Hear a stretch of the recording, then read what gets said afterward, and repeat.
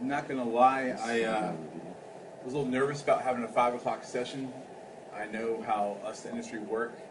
Our attention spans aren't very long, and I don't know how many bars and restaurants are in the area within about four block radius. So I appreciate everyone coming out, and it's great to see some folks that I know and some new faces as well.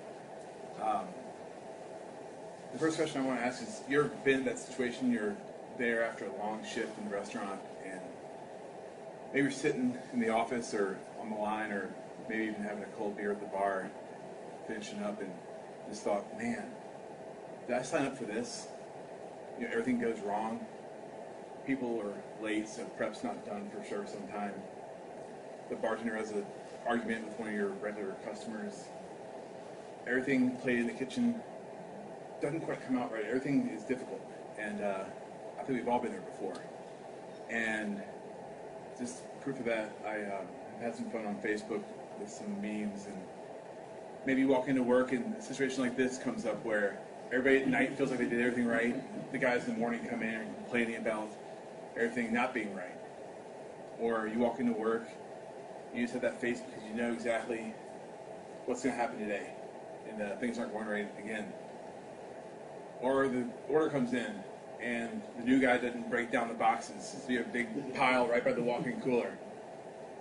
And finally, food runners. Time for service, food's going out. Where are the food runners? Where's the service staff? They're hiding somewhere. And then you're wrapping up the line at the end of service, and somebody left the saran wrap looking like that. We've all wanted to pull our hair out once or twice before, and I can tell you that's been the case for myself as well. So we're all in this together, and over the next couple minutes I want to share with you some stories. I had the opportunity to connect with some amazing chefs throughout the country, throughout the world, who have kind of made it to the other side, who have earned James Beard Awards, Michelin stars, who have done great things. And I've been writing a book called Sharp that includes their lessons, their stories. And I found 7 principles that thread all their stories together. You know, I feel like there's so much stress out there. There's so much of us not feeling fulfilled. Maybe it's not us in this room or watching this video, but maybe it's people that are working under us who are line cooks who aren't making the money they feel like they need to, or are stressed out, you know, day in, day out. I feel like there's not really any end in sight. I can tell you, recently for me, I got an email about 3 a.m. from a line cook from Florida back in October. He was starting out on drugs and alcohol, and he wrote me this long email, actually impressively well written. And I was actually up late doing work at night, so I got it right away. And he was saying how he worked at this really high volume restaurant right there on the water, so I imagine one of those that just crushed it. I think he said they had 26 guys on the line. During the busy season, 10 million in sales, pretty much all coming between, I assume, April and September.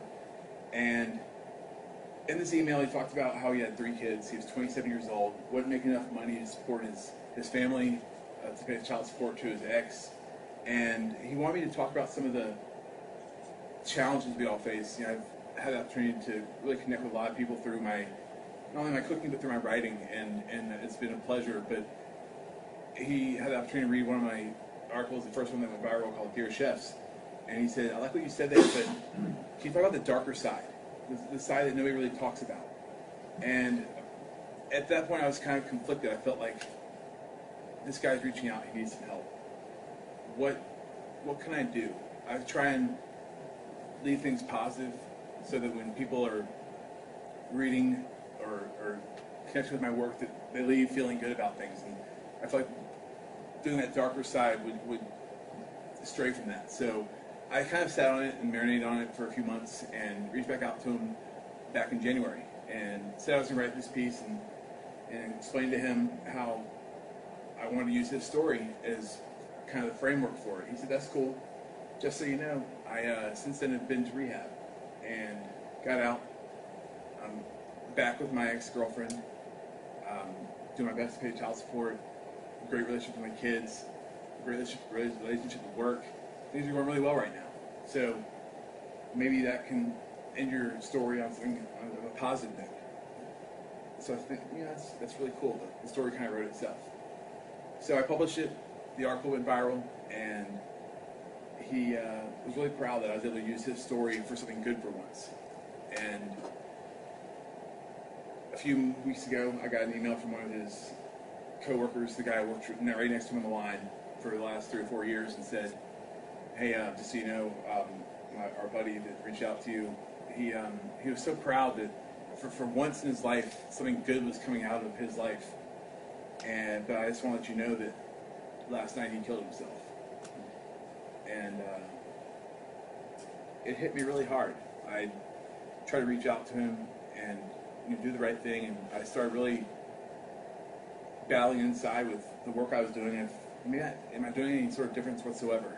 And I felt like that story's out there a lot these days, and it's sometimes the line cook, sometimes it's that chef that is trying to get that next Michelin star, or keep the Michelin star, and he gets a bad review and doesn't know what to do next. So I felt like this story needed to be told more than ever. I've been writing this book for about a year now, and have conducted all these interviews with all these chefs, and feel the need to really share their stories and share the 7 principles like I was talking about before about what it makes to be a successful, not only chef, because you can do great work, but if you go home at night and you aren't happy with your life, with your family, with the rest of your life, then it doesn't really mean much. And so I want to share some of those stories with you today. The first thing is follow your heart, right? It sounds kind of generic and something that you hear a lot, buzzword out there in the world today, but it's really true. I went to college and grad school, got a master's in marketing, went into consulting work, had a job I absolutely hated, and after about a year and a half, I said, I cannot do this anymore. I worked in restaurants all through college and grad school, even had a catering company after I finished up at school while I was doing consulting work. And finally said, enough's enough. I saw my life at 70 or 80 years old and said, I don't want that for my life. I want to do something that actually I care about. I feel like I'm doing work that matters to me. I think probably a lot of us feel like we're doing that right now.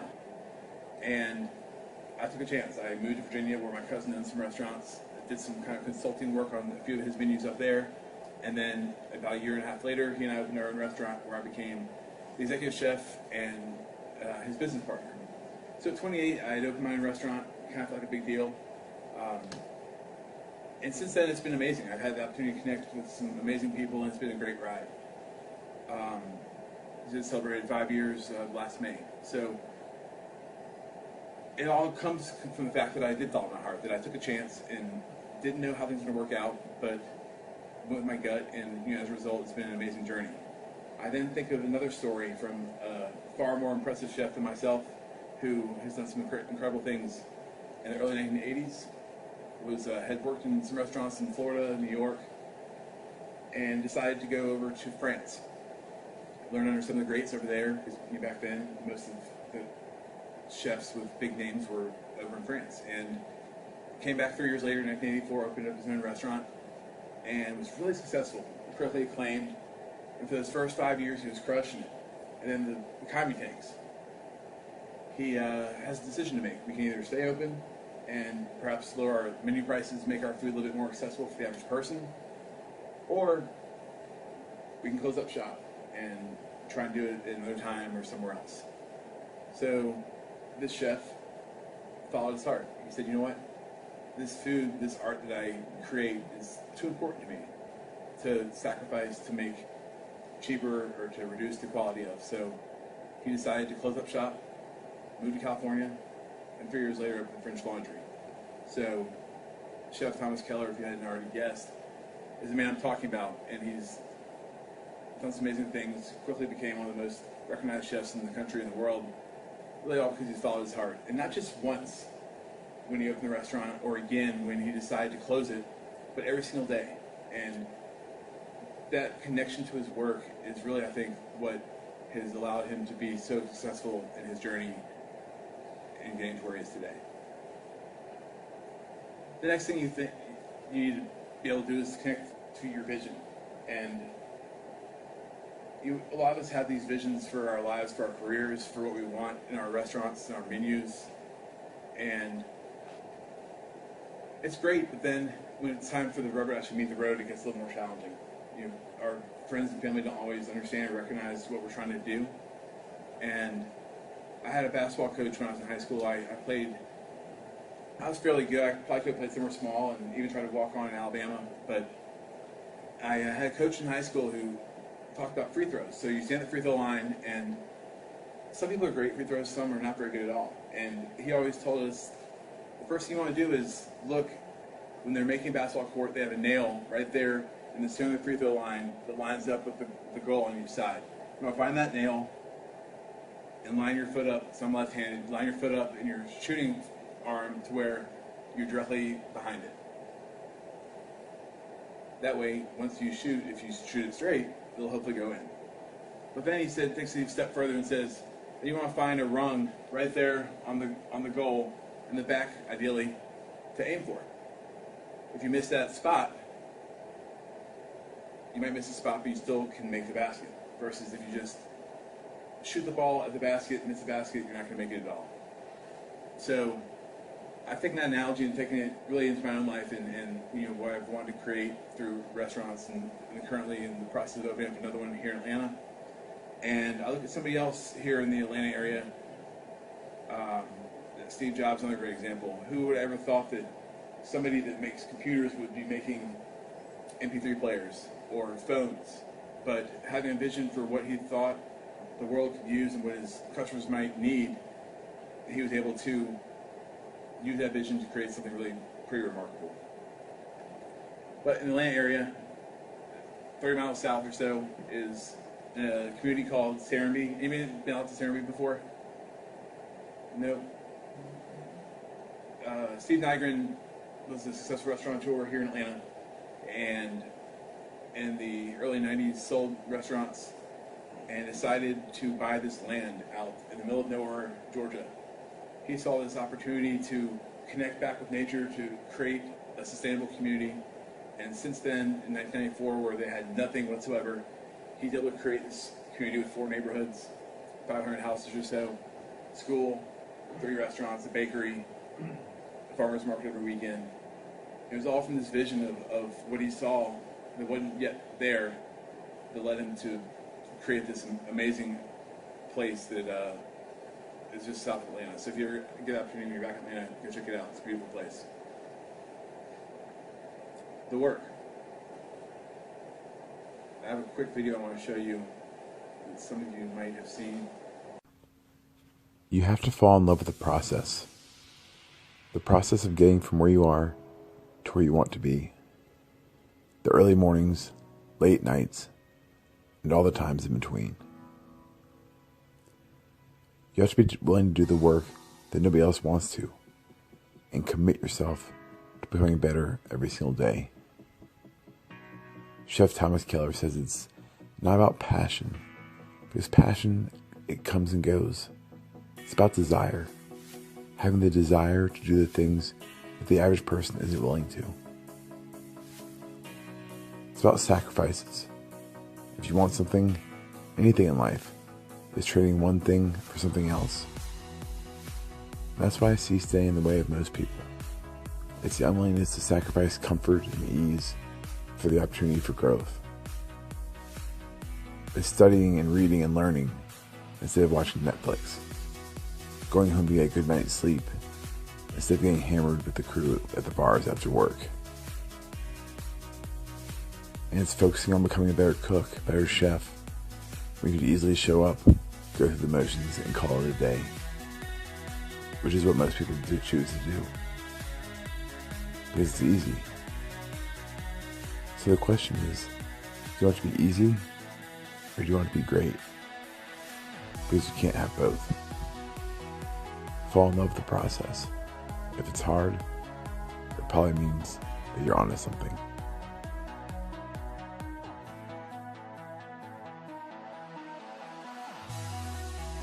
So many of us go to work and maybe again not in this room, but the people that work for us just kind of show up and earn a paycheck. And every single day we have an opportunity to either grow or just kind of show up. And in my own life, I recently few years back, my girlfriend said she wanted to run a 10K with me.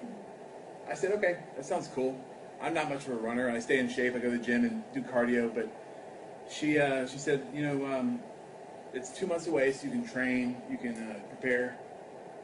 I didn't do either. And the morning of the event comes up. I'm excited. It's almost like hopping on the line for a busy shift. The adrenaline's running. I have my playlist set up, and right before we're about to start, she says, "Hey, just so you know, I might kind of take off and leave you behind." All right, fair enough. This is your thing. I want you to enjoy it and do the best you possibly can. So we start, and I automatically already kind of feel like I'm kind of holding her back. So I just kind of take off. Let her do her thing. Hey, I'll see you at the end. Cool. Well, we run, and 6 miles, I'm beat by the end. For the next week, I couldn't even walk.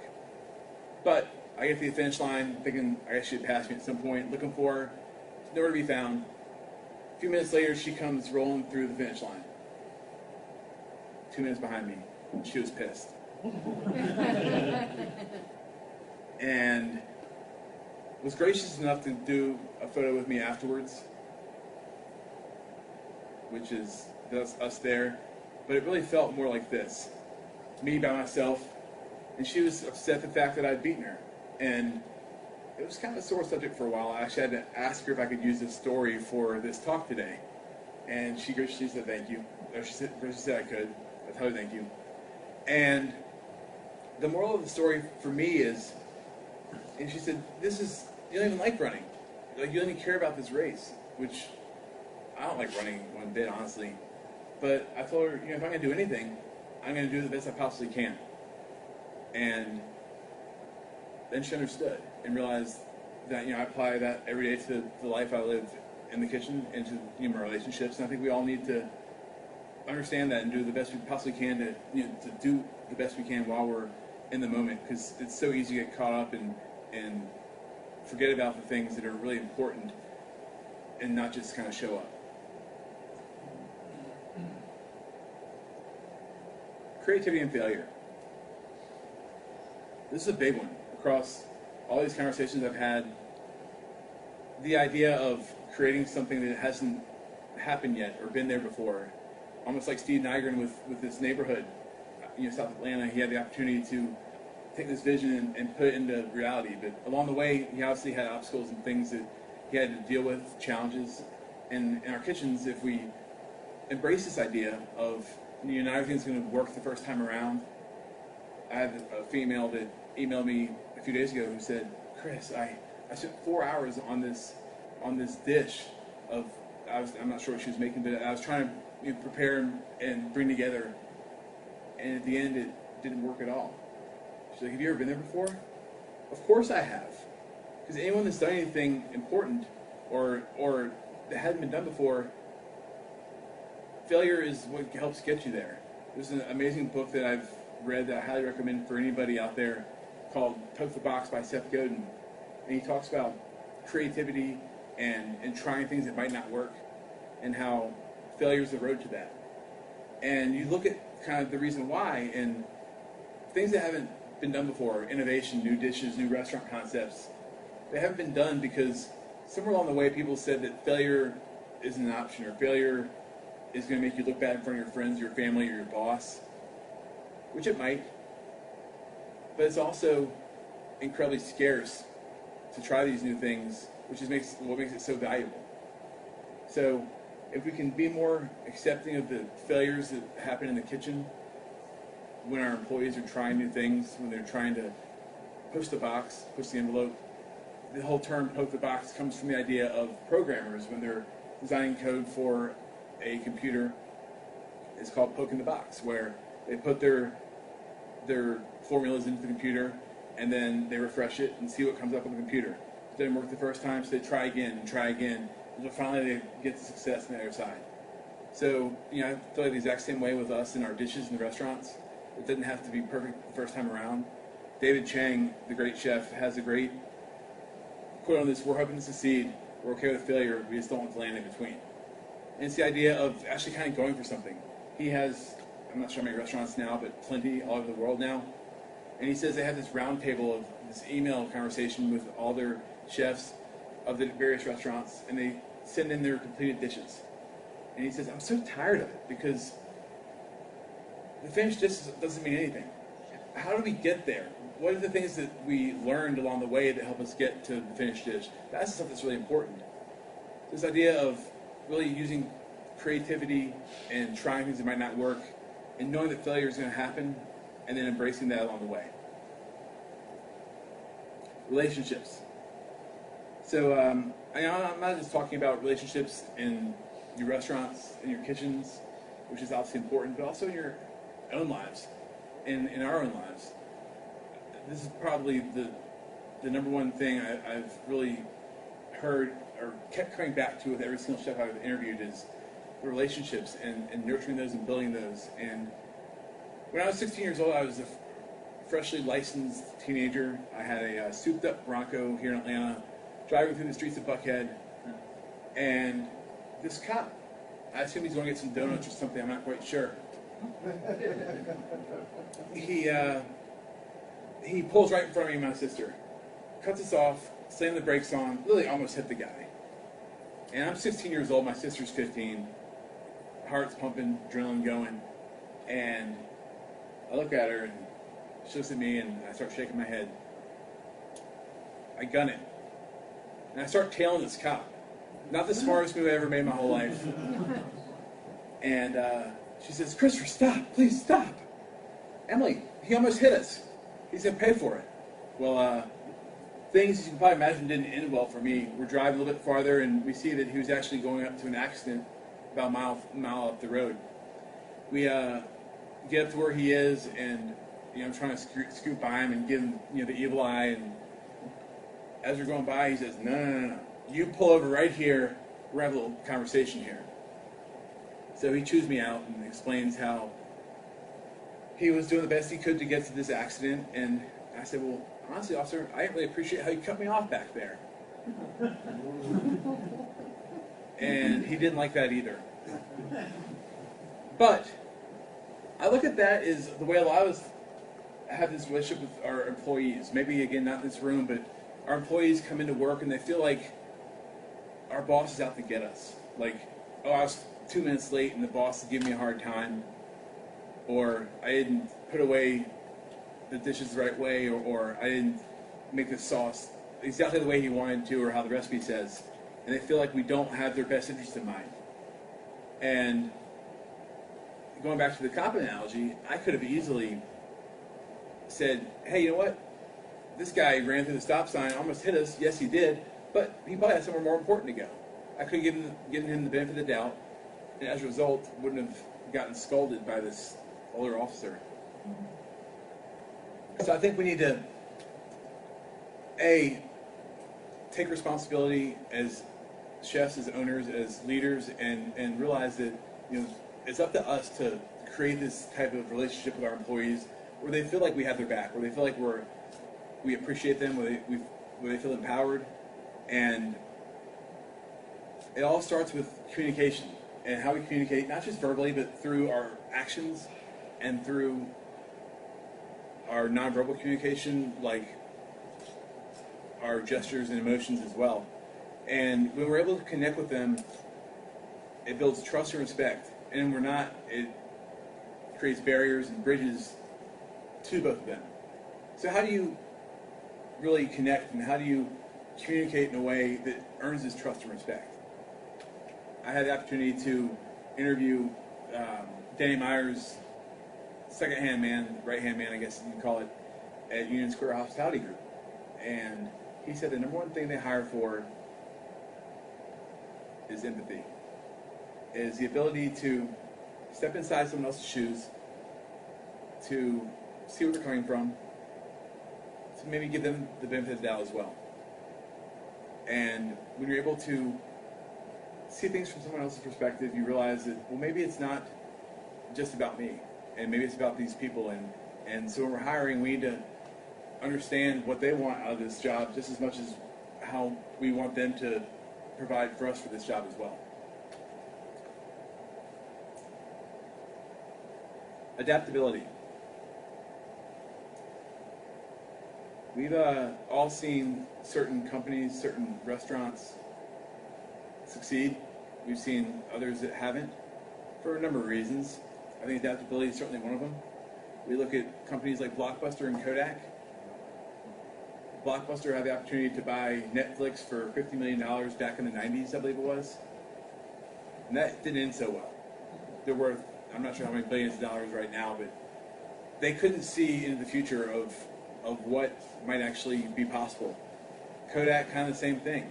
They said, well, why would anybody need film, 5 or 10 or 15 years from now? And these guys are basically both extinct. I'm not sure if Kodak's still around or not, but I know they're struggling if they are. I look at a chef that's did a great job with this, and as a result has really created an amazing platform for himself. John Besh, who out of New Orleans, he was a Marine Corps guy, opened up Restaurant August down there in New Orleans. Hurricane Katrina came around and wiped the whole city out. And he said, we gotta stay, we gotta figure something out. Because he had actually just bought out his partners so that he would own the restaurant by himself. Well, he could have easily thrown in the towel like everyone else and probably gotten some aid. But he said, you know what, instead we're gonna actually build and grow and try and fix this problem. So he started feeding the whole city, and as a result, now owns 6 or 8 restaurants. And it's through his ability to see something that wasn't yet there and grow and learn and take these, what could have been failures, and use them to your advantage. Like somebody like Thomas Edison, who after 1,000 tries finally figured out the light bulb. And it was through those evolutions along the way that he was able to learn from those and then finally grow into something and use those to adapt. When he was 64, maybe 67 years old, he had his complex up there in New Jersey, and 4 of his 6 buildings caught on fire. Torched all the way. Who knows what was inside. But he grabbed his son and said, hey, go grab your mom and her friends. They'll never see a fire like this ever again. And then he went on to say that, oh, it's just a bunch of trash that got burned. But he was able to adapt and built his empire back up and kept creating things, now has over 1,000 patents. So it's this ability to adapt to things when we don't know what's going to happen, with our restaurants, with our communities, and when we can, then people are going to see that, especially the ones that work for us and that believe in us and are going to be kind of a part of us and kind of come along with the mission with us. Finally, make it matter. People being generous. The chef that probably is the greatest example of all 7 of these ideas would be Chef Frank Stitt. I had a wonderful conversation with him. He was a young chef in the early 80s, went over to actually France as well and learned from some of the greats, and came back, opened up a restaurant in Birmingham, which wasn't much of anything back then, and opened Highlands Bar and Grill. He's the gentleman on the far left. And at the same time, around the same time, he started the Southern Foodways Alliance, which, anyone familiar with the Southern Foodways Alliance? It's a local Southern program where they connect restaurants with farms, and it's a great organization who, his mission and his goal has been to help and connect with these farmers that, oftentimes aren't making a ton of money. So as a result, he's been able to build this amazing empire in Birmingham with 4 or 5 restaurants, James Beard Awards, and as I was talking to him, I said, well, you mentored Chef Chris Hastings, right? And he said, yeah, I don't know if you'd call it that, but yeah, kind of, I guess, being really gracious about it. And then he said, but I also mentored this guy, and he rattles off 8 other people. You look at Birmingham's dining scene, and almost the entirety of it has been under his watch, under his touch and guide at some point in their careers. So when you make it about more than just yourself, you're able to create a beautiful community for people to latch on to and be a part of.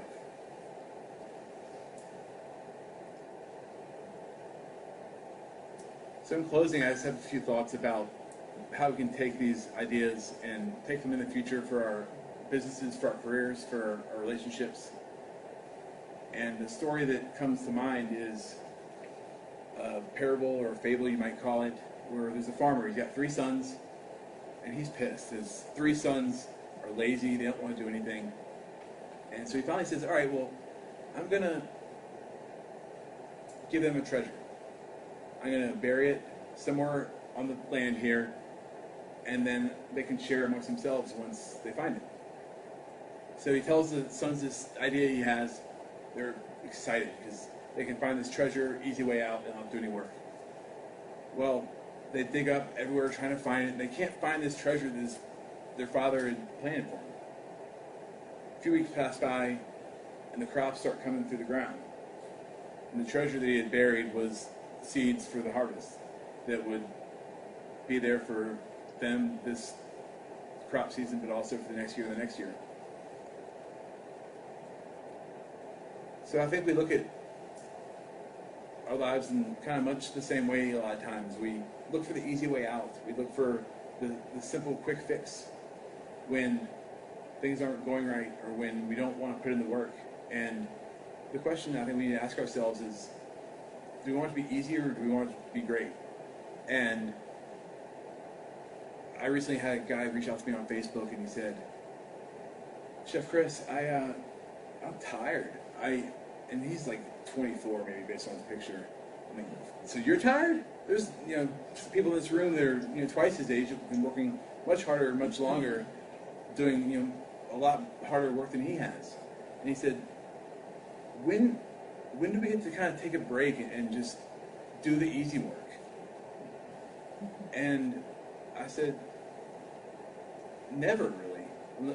It depends on what you want, I guess, but the second you stop putting in more work than anyone else, your staff sees that, the people around you see that, and then they feel like they don't have to live up to the same level that you're originally putting out there for them. So everything obviously stems from the top, and knowing that going in, I think, is massively important, and knowing that you have to put in the work. Because that conversation with him told me 2 things. It told me, A, that he wasn't that serious about actually cooking, or because if you are, then you love being in the kitchen and you love being a part of it and you love that part of the job. And yeah, you might be tired and you might have all sorts of other stresses related to it, but you still love being in the kitchen doing the work. But it also told me that he didn't really want success that bad. He wasn't really willing to put in the work every single day. If he has that idea and that ideology at 24 or 25, 27. So the question is, do we have a job or do we have an opportunity? And over all these conversations, dozens with chefs and 2 more tomorrow, I've learned that they see it as an opportunity every single day. That they use it as an opportunity to follow their heart, to do the work they love, to create a vision and put that vision into place. And maybe the people around them don't quite see it right away. And they stick to it and they keep going and find a way to make it work. And then as they put that vision into place, they do the work more than anyone else can around them so that those people around them reciprocate. And then they use those relationships to create meaning, not just in their kitchens, but in their lives. There's nothing like going home to somebody that really cares about you and appreciates the hard work you put in. And empathizing with those people and knowing that, hey, I'm sorry I have to work this weekend, or hey, I'm not going to be able to come to Mother's Day brunch with your mom, or maybe I'm not going to be able to celebrate Easter with the kids, but I'm here and I love you, and it's connect with that part of them inside of you that helps people around you, understand and appreciate what you're doing. Because you really need that once you try and be creative and you try things that haven't been done before and things that might fail. Because there's nothing worse than failing and having nobody look around and there's nobody there with you.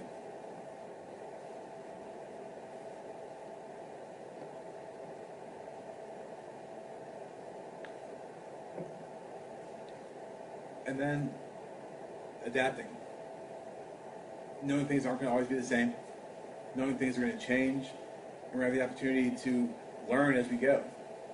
And then finally, when it's all said and done, being generous with who we are. You know, we have an opportunity to not only create a great career for ourselves, a great lives for ourselves, but to impact people around us. You look at the work you do, the work that we all do, and we do it because we love it. We don't do it for the money. We don't do it for, you know, to be on Top Chef or to be on any of those food shows. We do it because we enjoy the work and connecting with it. But if we can do the work and also make a difference in the process, how great is that? And it's not only doing that with the people immediately around us, but if we can have an impact on their lives, then they take that home to their families and their friends, and it just creates a big spiral effect. So I hope that you can connect with the work and take some of these ideas and take them back to the workplace with your staffs and your friends and family. Thank you.